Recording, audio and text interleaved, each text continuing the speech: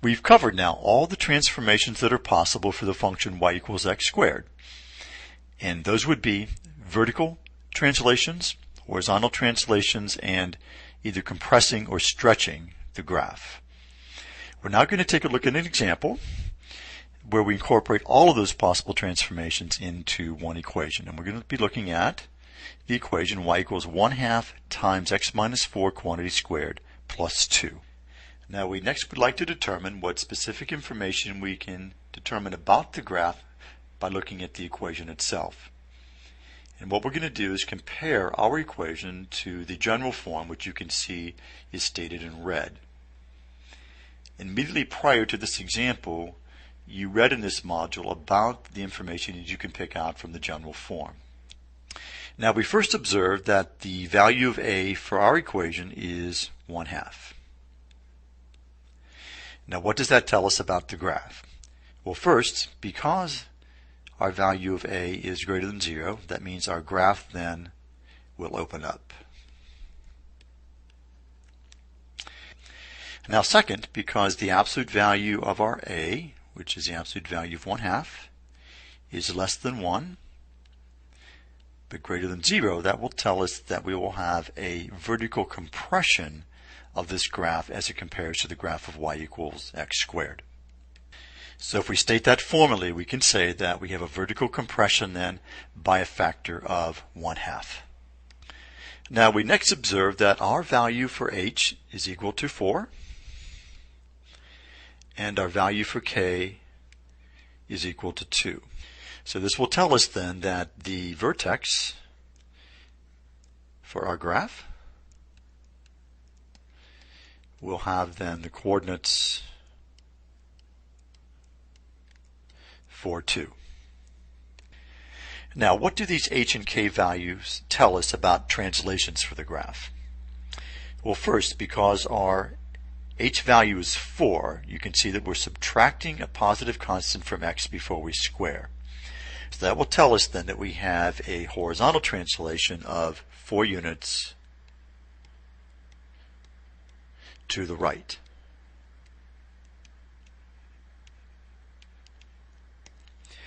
Now because our k value is positive 2, we're adding a positive constant to the squared quantity. That will tell us then that we're going to have a translation vertically upward of 2 units. So we'll then say 2 units up. So now let's take all this information, put it together, and sketch the graph. Now let me suggest an approach for graphing parabolas that I find convenient without having to set up a table with a lot of points. Now what I do first is to locate the vertex, which you can see is plotted here with the red dot at 4, 2. Now next what I'm going to do is to draw in the axis of symmetry, which you know is a vertical line that will pass through the vertex. Now you can see that I set up a table with 3 points. And you'll note that all 3 points will lie to the left of the axis of symmetry. So let's plot those points next. Now to find some other points in the graph, we're going to use what we know about the symmetry of a parabola. Now remember, if you fold a parabola over its axis of symmetry, the 2 halves of the graph will coincide or match up exactly. So if you take a look at the point 0, 10, which is located at the top there, you'll notice that that point is 4 units to the left of the axis of symmetry. So it should make sense then that its mate, if you will be located 4 units to the right of the axis of symmetry. So we can put a point right here. So if the graph were folded over the axis of symmetry, you can see that those 2 points then would fall on top of each other.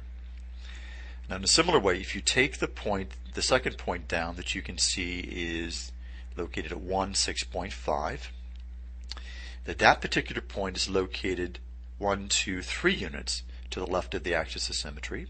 So its mate or partner will be then 3 units to the right. So we go 1, 2, 3 units then to the right to locate its partner. And then for the third point that you see there, which is located to the point then 2, 4, it's 2 units to the left of the axis of symmetry, so its partner will be then 2 units to the right of the axis of symmetry.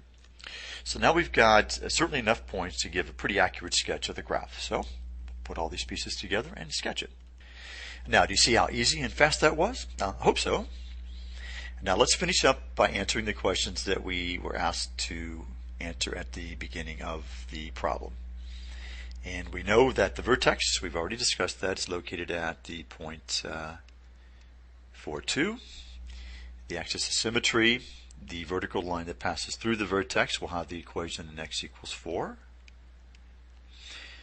Domain, as always, will be negative infinity to infinity. Now if we go back and look at the vertex again, you'll note that the y value of the vertex is 2. And since the graph opens up, that will tell us then that all the other y values for points in the graph will be larger than 2. So we can then say that the range for this particular function will be then from 2 to infinity.